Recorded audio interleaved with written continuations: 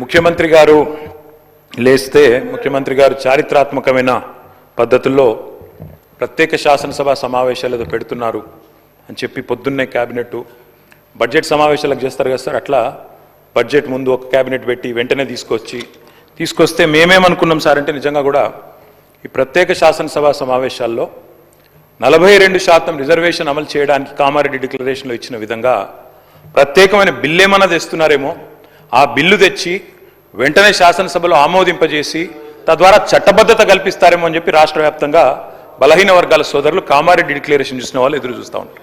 కానీ ముఖ్యమంత్రి గారు ఏం చేస్తున్నారు సార్, ఇక్కడ లేచి ఓ 4 పేర్లు చదివి, అధ్యక్ష మీ ప్రభుత్వం మీద ప్రజలకు నమ్మకం లేదు. ఎందుకంటే రేవంత్ రెడ్డి గారు మీరే చెప్పినారు, సమగ్ర కుటుంబ సర్వే జరిగినప్పుడు తమరిచ్చిన ఉపన్యాసమే మొత్తం యూట్యూబ్లో ఉంది, అన్ని టీవీలలో ఉంది. ఏమన్నారు సార్ ఆ రోజు? ఆ ముఖ్యమంత్రి చెప్తాడు సరే, ఎవరు పడితే వాళ్ళు వచ్చి మీ ఇంటికి వచ్చి వివరాలు అడిగితే ఇచ్చేస్తారా, అవలగాలు దివానాగాలు ఇచ్చేస్తారా అని మాట్లాడింది రేవంత్ రెడ్డి గారు, మేం కాదు.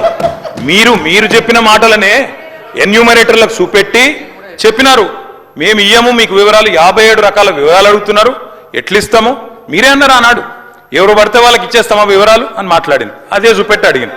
అధ్యక్ష వాస్తవం ఏంటంటే అధ్యక్ష, సమగ్ర కుటుంబ సర్వే 2014లో జరిగింది. శాంతికుమారి గారు ఉన్నారు, రామకృష్ణారావు గారు ఉన్నారు, సందీప్ కుమార్ సుల్తానియా గారు ఉన్నారు, అప్పుడు ఇదే అధికారులు అధ్యక్ష, అప్పుడెవరు వేరే లేరు. సమగ్ర కుటుంబ survey, I'm saying this on record, I worked as a minister for 9.5 years. Yes, చేసింది మొత్తం ప్రభుత్వ అధికారులే, చేపించింది ప్రభుత్వమే. Yes, it is an official document. అందులో ఖచ్చితంగా మేము ఓపెన్ గా వెబ్సైట్ లోనే పెట్టినాం, అసెంబ్లీలో కాదు, చాటుమాటుకు కాదు, పారదర్శకంగా వెబ్సైట్ పెట్టాం. ఆ వెబ్సైట్ లోంచే పాయల్ శంకర్ గారు తీసుకున్నారు. ఏముంది అధ్యక్ష సమగ్ర, ఒక మాట మీ చేతిలో కూడా అదే ఉంది. ఏముంది అధ్యక్ష అందులో డేటా?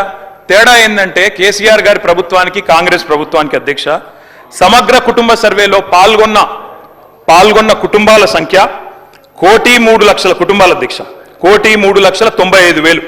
మొత్తం పాల్గొన్న ప్రజలు 3,68,00,000. 3,68,00,000 జరిగింది ఒక్క రోజులో, 24 గంటల్లో రాష్ట్ర వ్యాప్తంగా ప్రతి ఇంటిని ఎన్యూమరేట్ చేసి అత్యద్భుతంగా చేసినాం మేము. చేసిన తర్వాత ముఖ్యమంత్రి గారు నిజంగా ఎంత మిస్లీడింగ్ గా మాట్లాడుతున్నారంటే అధ్యక్ష, వారు అంటారు అధ్యక్ష ఇంతకు మించిన టాపిక్ లేదు అధ్యక్ష, వారు అడిగిన ప్రశ్నకు తప్పకుండా మా ప్రభుత్వం గతంలో చేసిన పని గురించి వారు అనుమానాలు తలెత్తే విధంగా ఏదైతే మాట్లాడినారో దాని గురించి చెప్పాలి అధ్యక్ష. వారు అంటారు అధ్యక్ష బీసీల సంఖ్య అందులో ఎంత అని. ఎస్, ఆనాడు బీసీల సంఖ్య సమగ్ర కుటుంబ సర్వే ప్రకారం 1,85,61,856, 51%. 51% బీసీలు ప్లస్ అది కాకుండా ముస్లిం సామాజిక వర్గంలో ఉండే బీసీలను కూడా కలుపుకుంటే 10%. మొత్తం ఆనాడు సమగ్ర కుటుంబ సర్వే ప్రకారం రాష్ట్రంలో బీసీల సంఖ్య 61%. ఈ రోజు రాష్ట్ర వ్యాప్తంగా మేము మాట్లాడడం కాదు అధ్యక్ష, ఇక్కడ మా శ్రీనివాస్ యాదవ్ గారు కరెక్ట్ గా చెప్పినారు. మీ కాంగ్రెస్ పార్టీ ఎమ్మెల్సీ చెప్తున్నాడు బయట, దీన్ని తగలబెట్టండి, ఇంకా గలీజ్గా మాట్లాడింది నా మాట అన్న, తగలబెట్టండి అన్నాడు. దీన్ని తగలబెట్టండి, ఈ నివేదికలు తప్పుల తడక అని కాంగ్రెస్ పార్టీ ఎమ్మెల్సీ చెప్తున్నాడు, మేం కాదు. రాష్ట్ర వ్యాప్తంగా బలహీన వర్గాల సంఘాలు చెప్తున్నాయి. ఏమని చెప్తున్నాయి అధ్యక్ష?